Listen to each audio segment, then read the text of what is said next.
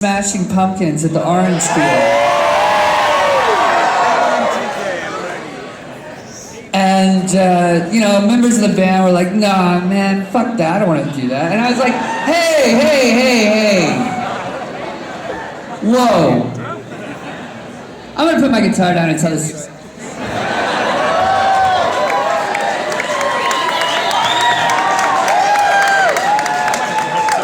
I'm getting to be an old man. I can't, no, I don't want to take my shirt off. I'm not hot, my back hurts. So listen. So, you want to hear the story or not, you know?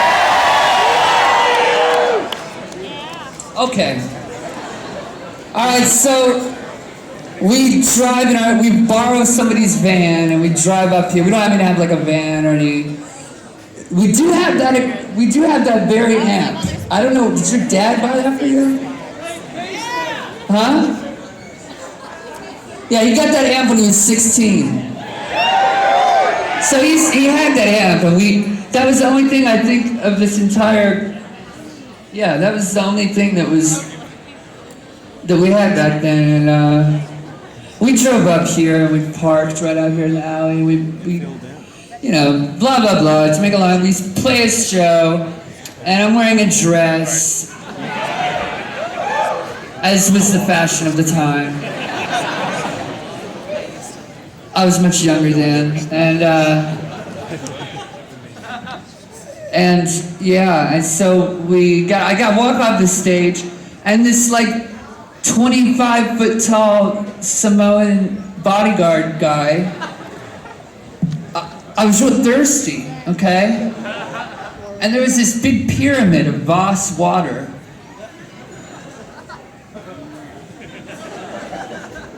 Like laid out. Like in a fucking pyramid. And I said, okay, I'm gonna take one of these waters, I'm thirsty, I need some drinks. This guy says, what the fuck are you doing? That's Mr. Corgan's water. I said, oh dude, I'm sorry, I'm in a dress. I'm like, oh. I'm so sorry. And he says something like, you're a guy, you're a man, or something.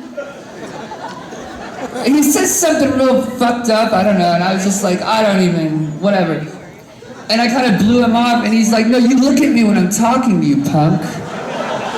And he grabs me and he pushes me up against the fucking wall. And my our bass player at the time, Josh, who's not this Josh, but a previous Josh, who never did a fucking thing for me in his life.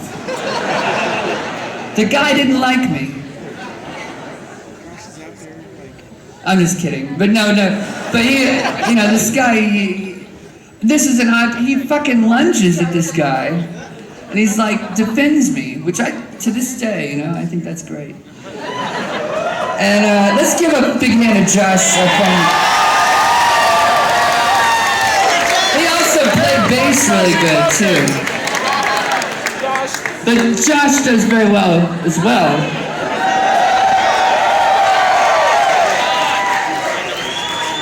So anyway, this whole thing goes down. We get our shit off stage, and we go down to the broom closet down in the basement where they had given us a backstage. By the way, I just have to say, everybody here at the Orange Peel were nice as could be. And they were all like apologetic and like, oh Jesus, this guy. We can't help it, we have to give you. They snuck us down some food from catering. They're very nice here at the Orange Peel. They treat bands very well. Alright, so it's the next day, okay? Of our week-long torture camp with the fucking Smashing Pumpkins.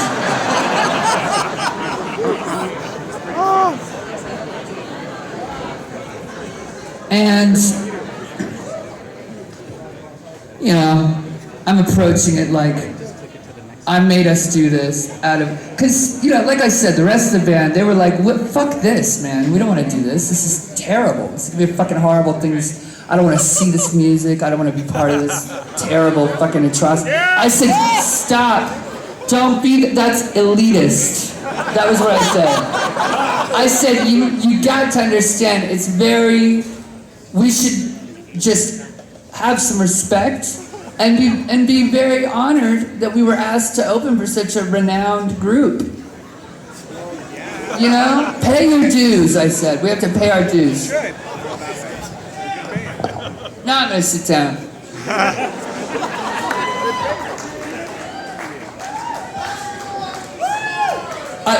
I only do this because we're here at this venue. I was gonna yell about this mic case being here, but now I'm glad it's here because I'm gonna sit on it. Alright, so I'm almost done telling this story and then we'll keep playing music. If you're videotaping this, just, you know, put your camera down and enjoy the moment.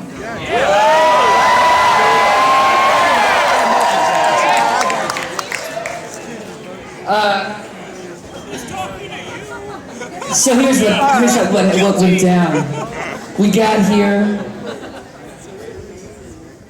we walked up into the venue, and there's this sort of vibe, you know? How would you describe it, Lockett? Into the mic, you have to talk, they can't hear you. You gotta be a part of this, I can't just sit here. Tense, maybe? Yeah. He says it was tense. I would say that's pretty accurate. They're all huddled around, all these Smashing Pumpkins people. And there were cameras everywhere. They had these little video cameras everywhere. They're videotaping everything. And they bring me, I'm smoking a fucking cigarette on this side door area. And this lady comes out, man, and she says, "Yo, Mr. Corgan needs to see you."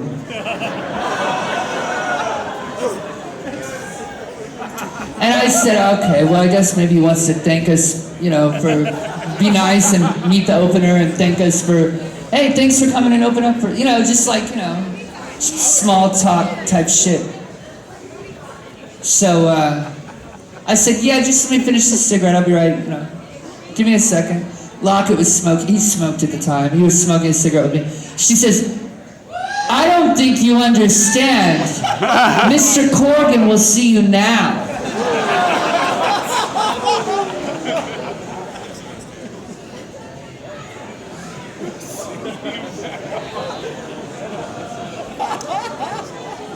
What is with this shit? Yeah, why?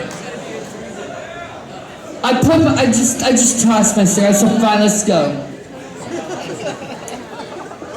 They lead me through this backstage, whatever. They bring me in here. Where I'm sitting at this moment, Billy Corgan was sitting right here in this like relaxed, like, oh, I can't wait, I'm about to begin kind of fucking situation. And they're videotaping me the whole time, which I found bizarre. So I didn't think, you know, I was like, whatever, this is fucking weird. Porn fucking thing. They bring me up to the stage. And he says to me, I hear you've been causing a lot of trouble. Do you know who you are? You're shit. You're a shitty, little, insignificant, fucking indie rock band. And you're invited, not by me, who knows what fucking idiot in my management did this, but you were invited to open for the Smashing Pumpkins. My jaw is right, I'm standing right where you are. My jaw is on the fucking ground. And he says to me, he has a weird fucking voice, it's kind of deep.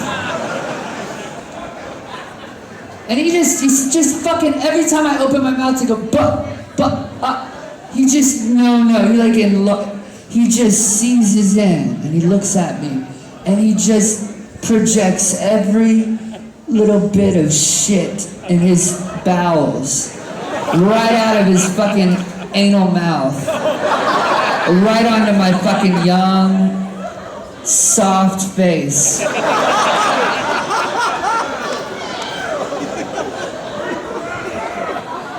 And it was fucked up. And I said to him, number one, your guy manhandled me and there was no call for that. I didn't know the Voss water pyramid was exclusively for your use. And he fucking goes off. Was anybody here?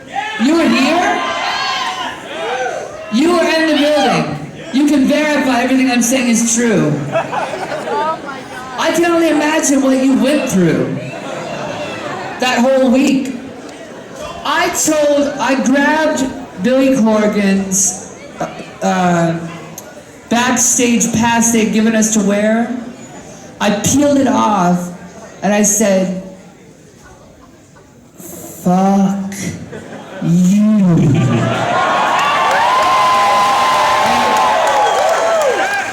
This isn't an exaggeration.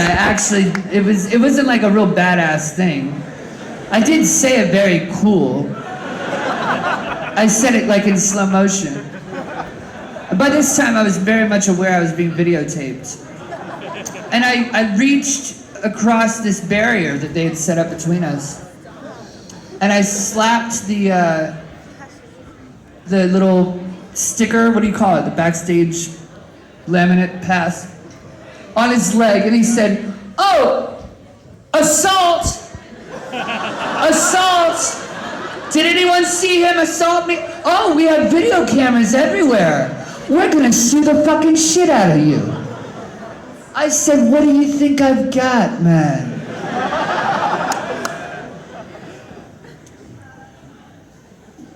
They took our equipment. They took Moses' drum kit that he saved up at an ice cream shop to buy. Put blue light on him. He saved up to buy this drum kit on Craigslist. They threw it down those fucking stairs, the Smashing Pumpkins people. They kicked us out. They said, get the fuck out of this fucking building. You assaulted Mr. Corgan. We turned around, we drove home. We had to get a new drum kit, man. His, what was it, your kick drum was warped? Yeah, this guy is a real fucking piece of work.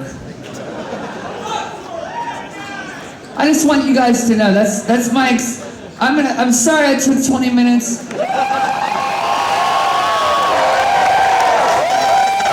I think maybe, you know, it's like a postcard, you get a special, that's my souvenir to you, is this story. And I'll tell you something else. The people that work here are excellent people, and every time I come back here and play this video, I'm gonna tell this story again. And I challenge Billy Corgan publicly.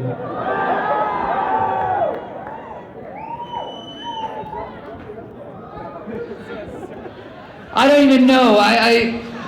There's so many things I could challenge him to. He's a very tall guy. He's bigger than you think.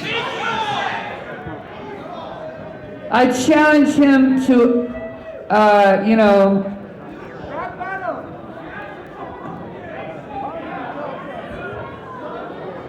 what should I get him to do?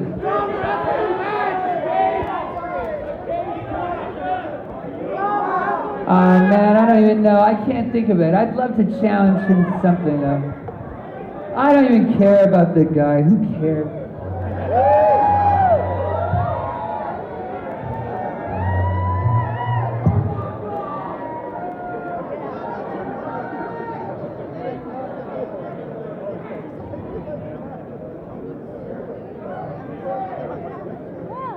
Alright, here's a sad song. It's not as good as any Smashing Pumpkins songs.